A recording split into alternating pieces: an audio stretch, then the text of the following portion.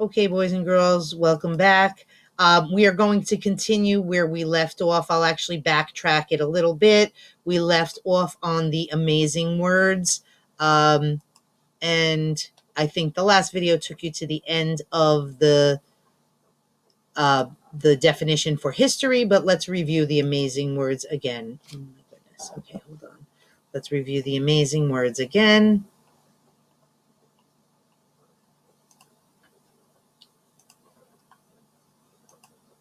Okay, so the amazing words: history, independence, symbol, patriotic, unfurl, frayed, allegiance, and indivisible.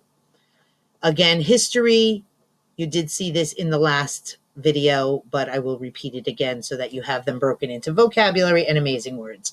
All that has happened in the life of a people, a country, or a field of study, such as science or art. So anything that happened in our country, like the Revolutionary War, like the colonies starting the first civilization in our country, like us becoming independent and claiming our independence from England. All of that is history. At some point later on in life, we will see what we're going through right now, this current pandemic, as part of history. It's what's happening in our country. So anything that happens is history and will be in history books. Next is independence. And what you heard was some fireworks going off. Independence is freedom from being controlled by other people or countries. So when we first set up colonies in this country, it wasn't a country yet, but when we first set up our colonies, people came from England and they came to what they called the New World, which eventually became America.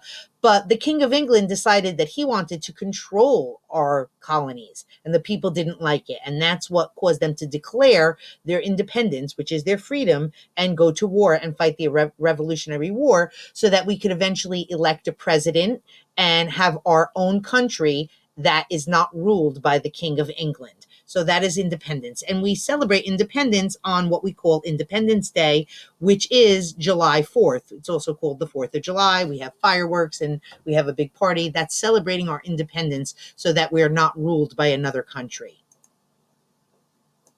Symbol, something such as a sign, a mark, or an object that stands for something. So in our country, we have lots of symbols. Here we have the Liberty Bell, and we have the American Eagle. These are all symbols that stand for our country, our freedom. The flag is a symbol. All of those things stand for our country.